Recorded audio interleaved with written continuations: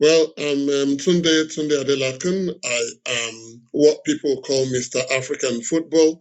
I have spent about 30 years of my life covering in various aspects African football, watching the development and growth of the game, following it, and being committed to making sure that the best of African football comes out. Having finished as assistant coach of the Nigerian national team, I decided to take a back step and reflect on myself and on my person and on the people around me, and decided that the mental part of the game and the mental part of human beings is not being looked into well enough, and I wanted to contribute my own part to it.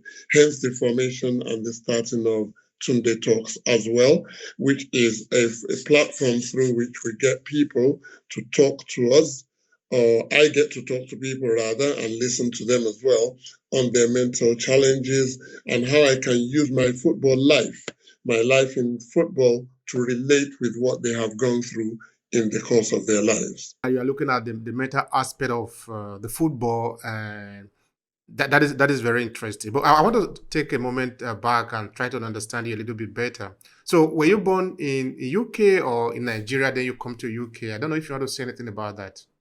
Well, I was born in London. I think people who know me, they know my history and my story.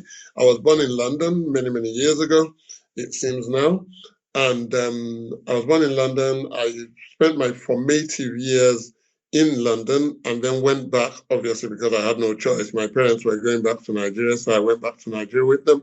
Mr. Tude, do you like to tell me a little bit about your growing up in London? I think that is interesting for us, particularly for young people that are maybe listening to you now. They are interested also in the back story. Then, of course, we are moving into what you do currently. But tell us a bit about you growing up as a young adolescent in London. I wouldn't say I got to adolescent years in London when I was growing, when I started, when I was quite young when I went to Nigeria. I was born in London. I stayed in London. I think I was about 6 or 7 when I went back to Nigeria. So not a lot to tell. I remember quite a lot, but they were all in bits, as you can imagine. When you're a 3, 4, 5 year old, you don't remember everything, but you remember things in bits. It was a completely different setting in those days. It was a different setting. It was a different dynamics. People were different. I lived in London for some time, being thrown from one, because my dad came, God rest his soul, my dad came in on a scholarship to come and study in England. And he came and then brought my mum over a few months later on. There was 3 of us that were born in London. My eldest sister, my brother, number 2, and me, I was number 3. Then we had 3 others when we went back to Nigeria. So I was the youngest at the time, and he was working. My mum was also working and schooling. So most of the time, they were throwing us all into the hands of nannies and daycare people. But we were supposed to be living with the nannies, and then at the weekend, they come and pick us up. I was a bit of a mom and dad's boy. I never stayed. Every now and again, he would get a call to come and pick his son up because he's throwing tantrums, because he's crying all the time, because he needs mom and all that. That was how I grew up. That was me. I couldn't change that. Can't change it many years on now. Um, and so, but what was different, having gone through it as a youngster and then having had kids of my own, now what was different was that in those days it was the norm for most working parents to actually go and dump their kids with nannies for days on end. And then at the weekend, they go and they visit the nanny and they pick their kids up and take them out for the weekend and then drop them back again on Sunday. And it was a cycle like that. When my parents, friends, contemporaries, when they sit together and they talk, it was what they were all doing.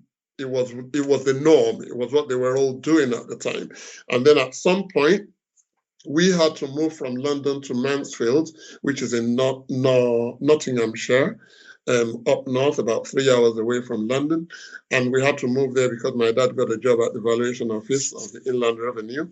And when he was there, there were not that many nannies anyway. The nannies were still in London because London was where the market was. And I wasn't staying. I was just not staying with nannies.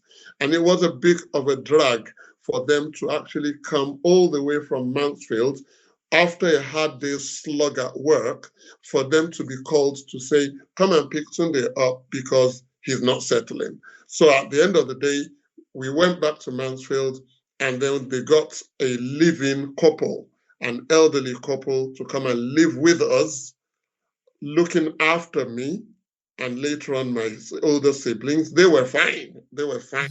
They were okay. I wasn't. And they got the elderly couple to come and live with us, and they stayed. These things are not the norm anymore, in because the world has become very, very dangerous. Is a sensitive. What do you mean dangerous? Can you explain that? Well, I mean, I wouldn't freely leave my kid in the hands of a nanny in this climate these days, when there's so much going on. There's so much crime. You hear about how, nannies shake babies to death. You hear about how they get maltreated and all that kind of stuff. You hear about the pedophilia, how young kids are sexually abused. I don't think we had any of that then. If we did, I was not aware of it. It was completely different. It was really different. There was more trust in the world of then than we had now. Thank you for that. Thank you for sharing that. That is important. In fact, I was going to ask you what is the situation now. I see that was how you grew up then, but thank you for clarifying that. And of course, as we can see, the society sort of, I don't know if it is growing or degenerating. So it's not something that is happening only in Africa. It's all over. The sort of distrust that we now have in the system is affecting everything and everyone. Absolutely. Anyway, let's take some time to look a little bit about the youth, because we're going to be talking about football just now. And of course, this is something that is done by young people. So when you look at young people, particularly in England, okay, you are coming from Nigeria. I mean, your parents are coming from Nigeria. You have a direct route to the Nigerian society, as it were, but you are in UK. So when you look at the young people, particularly of African descent in the UK, what do you see in terms of the energy that they portray to the society? Well, I mean, it's an interesting one, and it's a tricky one, because obviously, as you probably know, I've got my own children who are youth, um, who were born and raised over here, but who still have the African heritage in them. And what I see basically in the society that we live in at the moment is that there's a bit of a difference, a paradigm shift in mentality of the youth that we have today, as opposed to what we had in those days. And it's about striking a balance. In them days, you talk about young people who want to who listen to their parents. How do they listen to their parents? What manner of respect do they show to their parents? What manner of obeisance do they show to their parents and to the wider family at large? And it's a bit different from what it used to be. In those days, even we talk about when we want to find excuses for something that, when my son or my daughter come to me and they tap me on the head and say, hey, Dad, what's up? And we're jokingly talking, I'm thinking, yeah, you guys, I would not dare do that to my father and all that. But the truth of the matter, and we say that, no, it's because you've been corrupted by the white man's mentality. But you think about it, even the white men in those days, the books that we were reading, the people that we were seeing, they had very good respect for Auntie Joyce, Uncle James. The respect was there, and they respected themselves as youth, as against the uncles and the aunties and the teachers and the mentors that they had.